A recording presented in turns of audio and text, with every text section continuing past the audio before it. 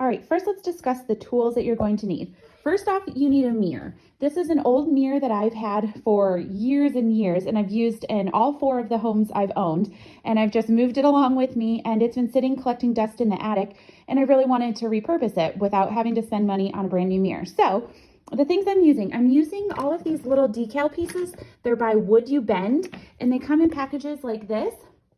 And I've already taken them out and laid them around. I'm using various different styles. Like this one is the 1339. I wrote on the back of all of them, so I knew what they were. 366-7. I have, that one I glued down. Let's see what this one is. This one is 6039. And then this one is 1723. So I'm using various different styles. And then the rest of the tools are, I'm using a heat gun. This is an embossing heat tool. I'm going to be using Drop Cloth by Dixie Belle, the mini angled paintbrush, also by Dixie Belle. I will also be using the gemstone mousse in the color Amber by Dixie Belle, a tape measure, sandpaper, Gorilla Wood glue, painter's tape, and wipes, because that will help wipe up the excess glue when I apply these decals. Let's get started. All right, so we're gonna start by applying this Would You Bend decal to my mirror on this side. So what I'm gonna do is I've already applied one on the other side and I know where I measured to put it. So I'm going to remeasure for this side. Here, make a little mark. And now I know that this is where my decal is going to have to go. What I did was I grabbed a baking sheet and a piece of tin foil. I just felt like I would put tin foil down since I actually do bake on this baking sheet. And I'm going to take my decal and my embossing heat gun, and I'm going to start heating this. This is just going to start loosening it up before I put it on here. What I'll do first is actually apply my wood glue before putting it on here, but I just want to start softening this up. You cannot get these Would You Bend decals wet. That will ruin them. They are very bendable once they are heated, and that is the way that you do bend these. Otherwise, if I tried to put this in this contoured space right here before heating it up, it would break. And believe me, I know, I've done it. So I'm just gonna heat this up just a little bit. This heat gun does get very hot, so do be careful. What I like to do is when I'm working with long pieces like this is to kind of like hold it up on one end and then very, very lightly apply a little pressure to see when it starts to bend. And then I know that area has been heated well enough. And then I just keep working on the next area. So let's come up here. With this being the bigger part of the decal, this will require a little more heat than down there.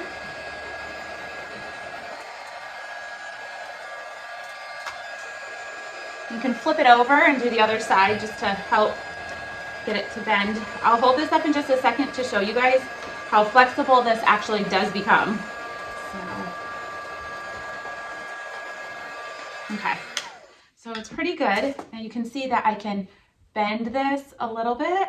I don't want to go crazy and break it, but I'm going to flip it over and grab my wood glue. Now I'm going to generously apply a good amount of wood glue on here, just making sure I get it in all of the little decaled edges. Here we go. And then I'll just take the tip of this and kind of smear it all out. It's okay if some glue comes out over the edges, because that's what those baby wipes are for. That will help remove that excess glue that spills out over the edges. I'd rather make sure that my decal is adhered permanently to my mirror and have a little extra glue on the sides than to have the decal pop off or not look right down the road. So, okay, that's pretty good. So what I'm gonna do is flip this over onto my mirror now and lining it up with my little pencil mark that I had made. And because it's still warm, it's still a little bendable, but it does actually take its hard shape again rather quickly. So now that I've done this, I'm going to heat it again. And the purpose of this is to get it to bend right into this contoured area. You do need to be careful with your fingers, how I'm doing my fingers like right by the edge of where I'm using my heat tool, because it does get very hot. Be careful.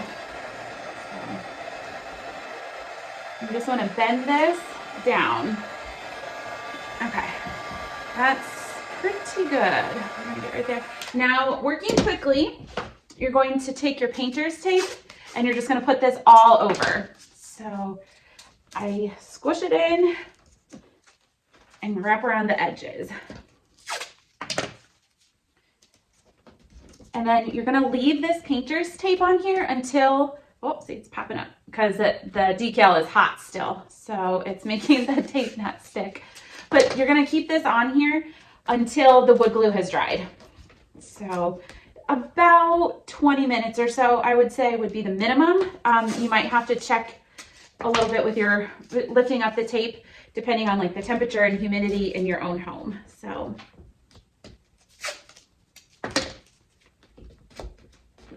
you do want to make sure that you get the points or like the ends of your decal, because you don't want those to be raised.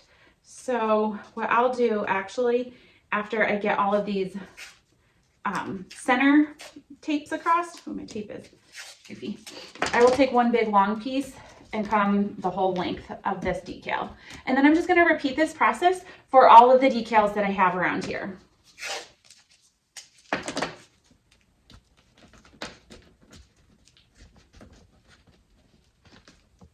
Okay, right there in that center part, it doesn't want to hold down. So I'm going to put some extra tape there. And if you have it that happen and you need like a little bit of weight, let me first put my big piece across the whole thing. So I make sure I get these ends down. If you have a piece that doesn't want to stay down, put something heavy on it. So I'm just going to use my pan of Dixie Belle drop cloth. So now I'm just going to let this dry and continue working. So let's move along.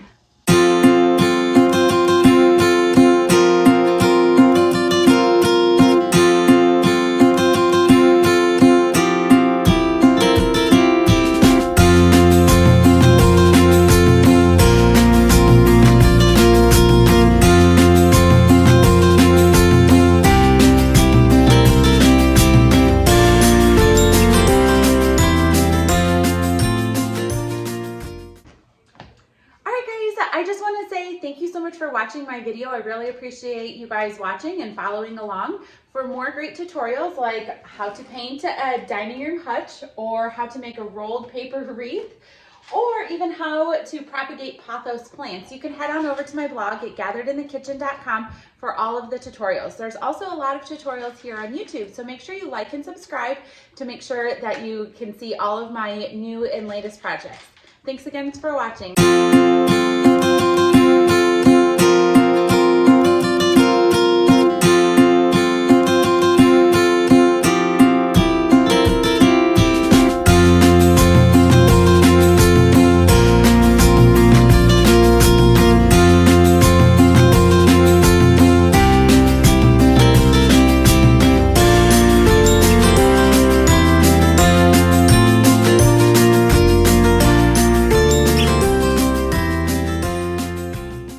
Okay guys, now that I've fully adhered all of my decals to my mirror using my wood glue, painter's tape, and embossing heat tool, I'm going to check to see if they're adhered. It's been about 20-25 minutes, and what I'm going to do is slowly peel up the painter's tape to make sure that they are fully stuck to the mirror, because I don't want to start painting before they're fully adhered. Otherwise we'll just have issues later and gaps between the decals, the wood bend decals, and then the mirror itself. So paint will gather under there and then spill back out. So I want to avoid all of that. So let's go ahead and start checking.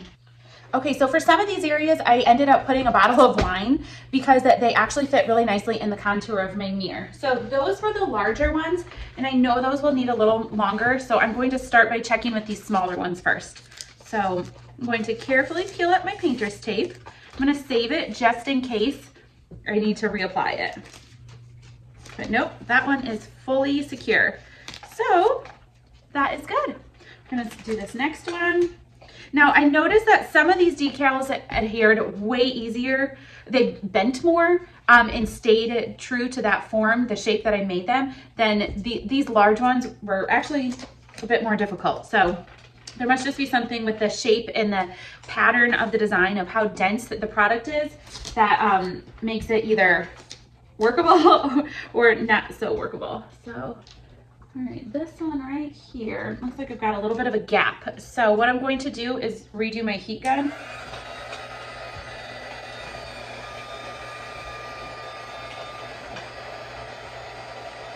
Okay, and I'm going to take a little bit of wood glue and kind of carefully get it under there.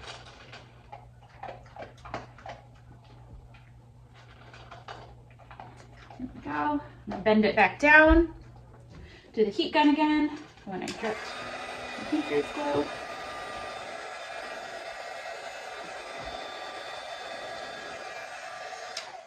I'm just gonna press with this tip because it is very hot. This is why I always keep wipes on hand, because I just dripped my wood glue, and so the baby wipe wipes it up right away. All right, I'm going to put a little bit of tape back on this corner end so I can make sure that that stays all the way. Let's go ahead and check these other ones.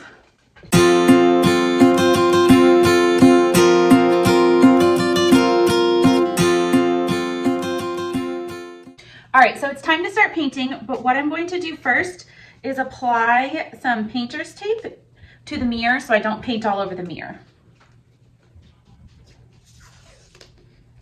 I think I'm in need of a new roll of tape.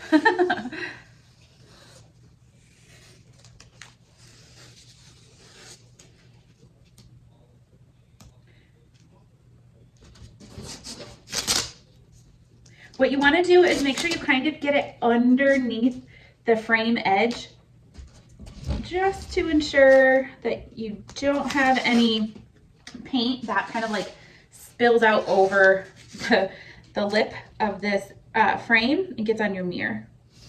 So also it will protect your mirror when you sand if you distress. I'm going to distress a little bit, so I don't want to scratch my mirror actually. So I'm gonna leave this tape on until I'm done sanding.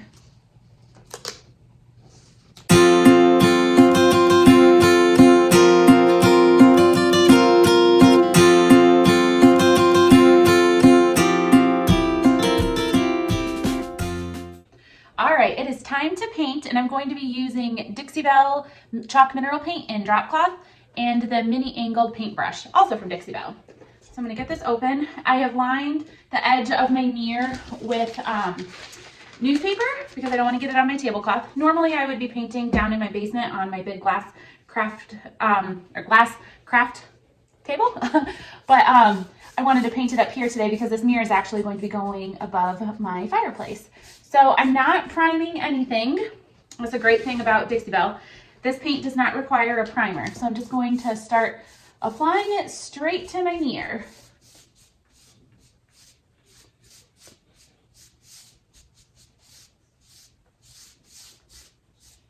And I'm going to paint over these Would You Bend decals, because what I'm going to do after is apply some gold amber gemstone mousse. I'm going to do that and give it a little more flare and shine, and hopefully it will look really pretty.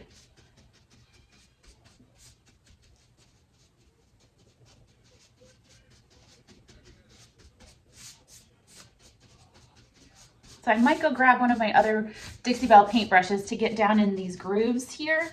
That's down in the basement. So I guess what I'll do is I'll paint the frame first and then come back and get any spots that I missed along the decals.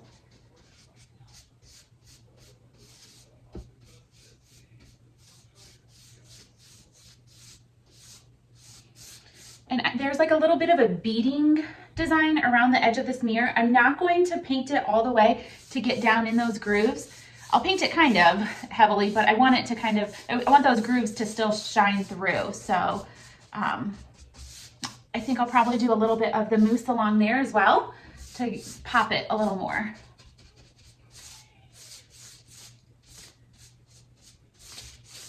And this will require 2 coats today because I'm going over a slick frame. So one thing I could have done was used Slick Stick, which is another product by Dixie Belle. But because this is not a piece that should be getting bumped or actually really even like used it that much, because it's just gonna hang on my wall above my fireplace, I chose not to go that route. but Slick Stick is something that helps paint stick to slick surfaces, such as like laminated furniture, things like that. So if this was a piece of furniture that I would be using on a daily basis, then I definitely would have done that. I put the Slick Stick on because this mirror material, the frame material, is very slick. So, all right, and this is a new paintbrush. I just opened this one today, so some of the bristles are coming off the brush, which I reuse these brushes. Usually I use them for about a year. My old ones, which I actually still have and I use all the time, are a little over a year old and they still work great. Dixie Belle sells a product called Brush Cleaner, and you can use that to help freshen your brushes after use. However, what I like to do is I clean my brushes in the sink with cold water and I hold them upside down like this, and so the spout is here and it runs and pushes all the paint out. And then if it's really bad, if I forgot to wash my brush out for a couple days, I'll just let it soak in the sink with some dish soap. And that seems to work really well. So.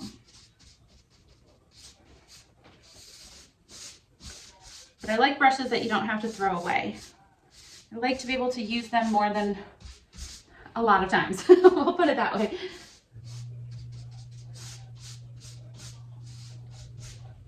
And this method that I'm doing is called the dry method because I'm not wetting my brush or this mirror frame before applying this paint. There is another method that I do typically use when I'm painting furniture, which you guys can find on the blog at gatheredinthekitchen.com. I teach how to do the wet method. It's where you would use like a spray bottle, typically in a mister type spray. You don't want to have it too heavy. You just mist your piece and then you paint. And what that does is the water helps move the chalk paint over your piece, much easier. But because, again, this is a slick surface, I don't need to do that. This paint is moving very well, and I don't want it watered down at all for this project.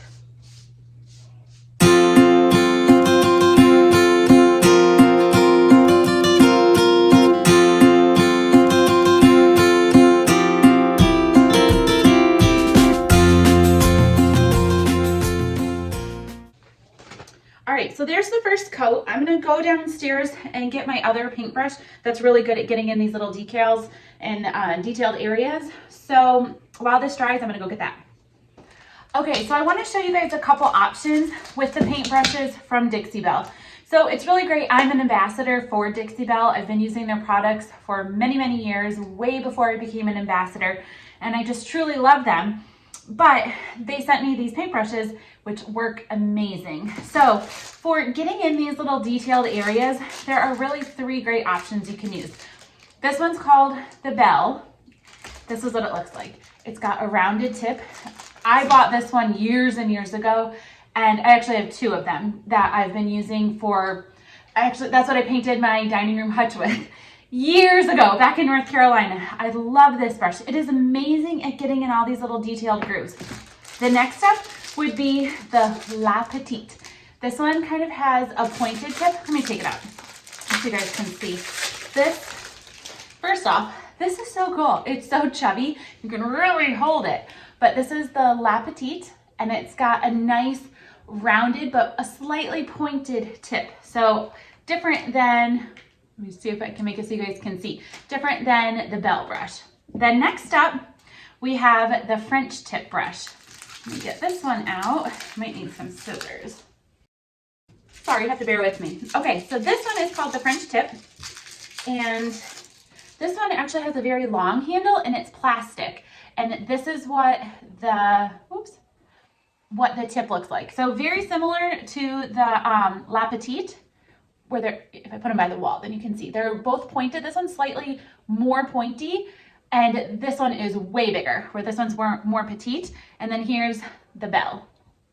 Make them so you guys can see them against my wall back there. This one's just very rounded and pretty used, but it's a great brush. I love it. So for this though, I'm going to use the French tip because these are small. I don't need something this big or this big. So I'm going to slide this out, I still have my mini angle right here, which I was never a fan of small handled paintbrushes. I always loved angled brushes, but never the small until Dixie Belle came out with this one, and it just fits perfectly in my hand. I don't have very big hands, so that works really well for me. Normally I like them where they're a long skinny handle, but I love the mini angled one. So I'm just gonna do what I've been doing.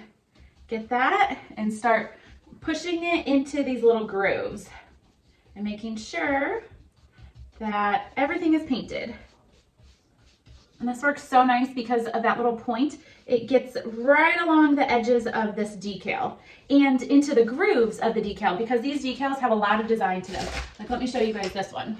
So if you can see on here, you can see there's like little indents everywhere. It's a very delicate and intricate design. So this brush works perfectly at getting in there and making sure everything has paint on it. So I'm just gonna do this quickly and then let it dry, and I just drip paint. So again, those baby wipes come in handy. I never paint without baby wipes.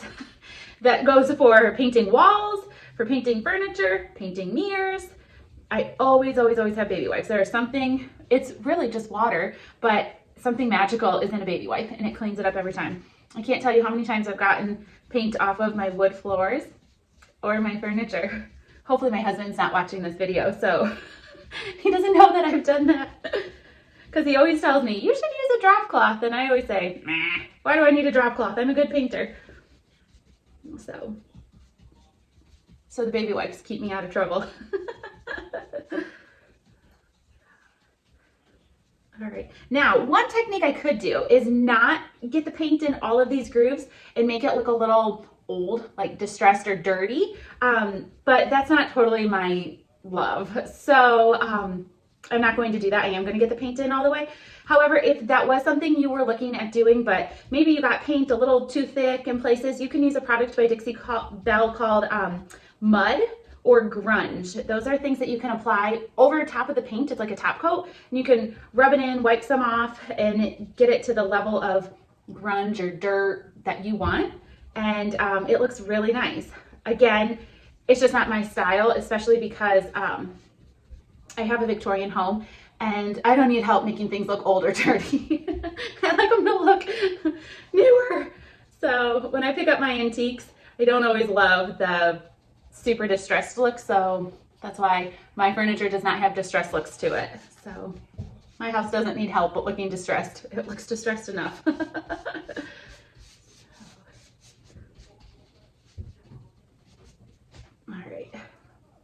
So this brush, again, is also new. So you'll sometimes get those little flyaways from the brush, the bristles break off. And just lift them up with your finger. If they're really hard to get, or you don't have fingernails, which I don't like long nails, but you can use tweezers. I'm trying to think of what they're called. You can use tweezers to lift up the paint bristles.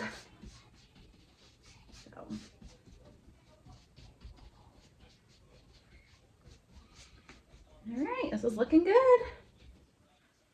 I'll come back and do a second coat on some of these just to make sure that they are completely covered. So, and the whole mirror does need a second coat still. I have not applied that second coat yet. So you're really seeing the dark frame come through with the paint at this point. It always depends on what you're painting too. Sometimes you need 2 coats of paint, sometimes you only need 1. I've painted dark pieces of furniture where just maybe that day I was applying the paint a lot thicker than normal and I only needed 1 coat, where other times I've painted light pieces of furniture, light colors, and I needed 2 coats. It just depends. And it also depends on how old your paint is. I do have a lot of paint, and some of my cans are older than others because they're just colors that I don't use as frequently, so the cans are a little older. And I always know that because a little film will form on top, and I have to remove that. And then sometimes the paint does start to dry out. If that happens, my best tip for chalk paint or mineral paint or silk paint that is starting to dry out is to spray a little bit of water into your can and just shake it up or stir it. It usually does help. Or you can also do the wet method that I talked about earlier in this video for applying your paint.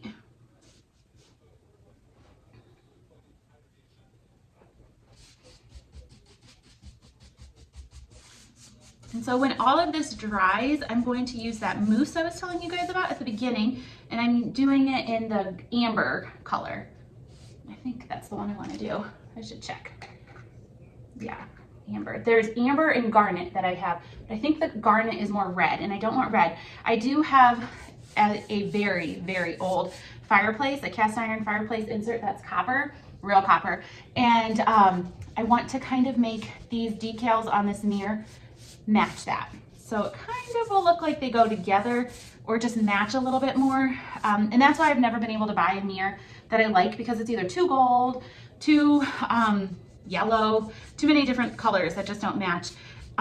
Or I just don't really like the design. I'm kind of picky. And so I figured rather than buy something, I had this mirror sitting around upstairs. I did have it over my fireplace for a while, but then I just felt like it was too small, so I took it down, and I didn't really like that it was so dark. I have a lot of dark colors in my house, which you can see behind me. There's a lot of dark, which I love, but I just, over my fireplace, it's a brick fireplace, it's a dark brick. I just felt like I needed something to lighten up that space, and this mirror, when it was dark, was not doing that.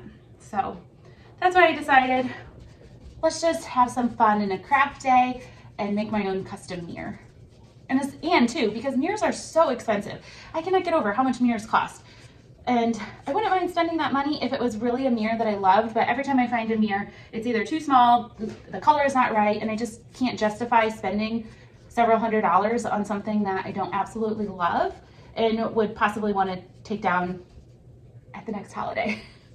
Because I do tend to change up my mantle very regularly. So, all right.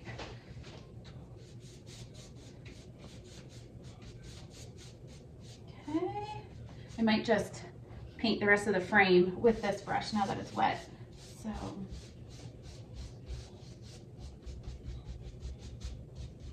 and the great thing about chalk paint, it's self-leveling. So even though I have brush marks at the moment, they will level out because there's like a leavening agent in here.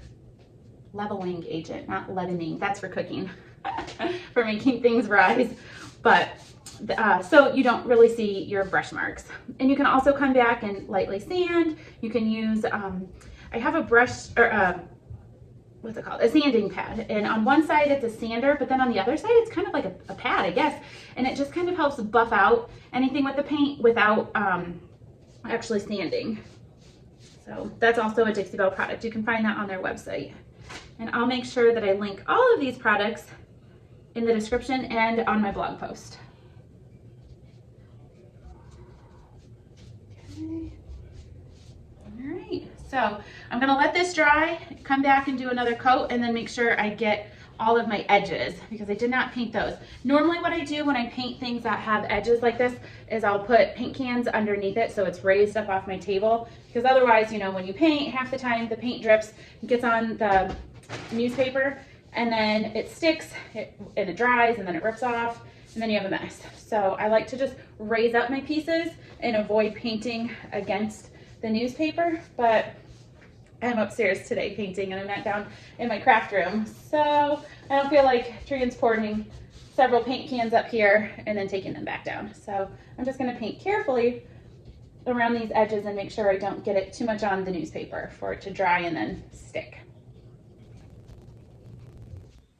Another thing you can do to actually make this way faster and easier, especially with all of these little detailed areas, is to put your paint in a sprayer. I do have one, and I wish I could just go outside and spray this, but I live in Wisconsin and it's really cold outside and I don't feel like being outside. So once summer comes, this would be a great project for then. But you can spray chalk paint. You would just need to make sure that you put enough water in there to make sure that this is sprayable, because chalk paint is very thick.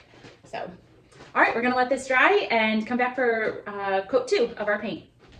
All right, so I have a decal here that is on the frame now, and I'm just going to get a little bit of this mousse on my finger and just rub over these high points.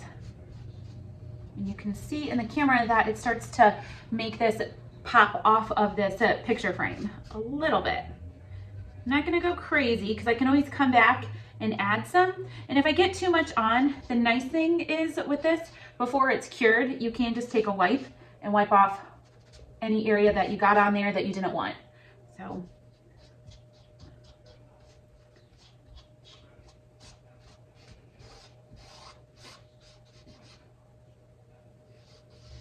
I'm gonna do this little beading bit on this frame.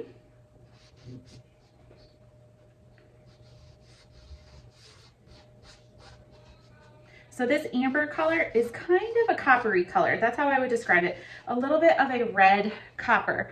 I actually put some on this piece of wood, and this is the amber. So I'm just going to apply some of this to make this so this frame has a little bit more dimension.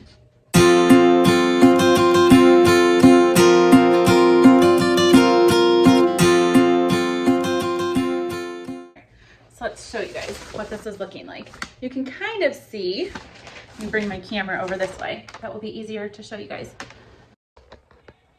So you can see how that's really showing these detailings. It looks really pretty. There we go. So I think what I'm gonna do is finish this up, put the mirror up on my mantle and see how I like it, and then decide if I want to distress or add a little more coloring, just to see how it feels in the room. That was why I wanted to paint this mirror in my room today rather than down in my craft room, because I wanted to see how the colors really showed in the natural light that they'll be in. So I'm gonna finish this up and hang it up. Now's the fun part. We're gonna peel the tape up. Looks good.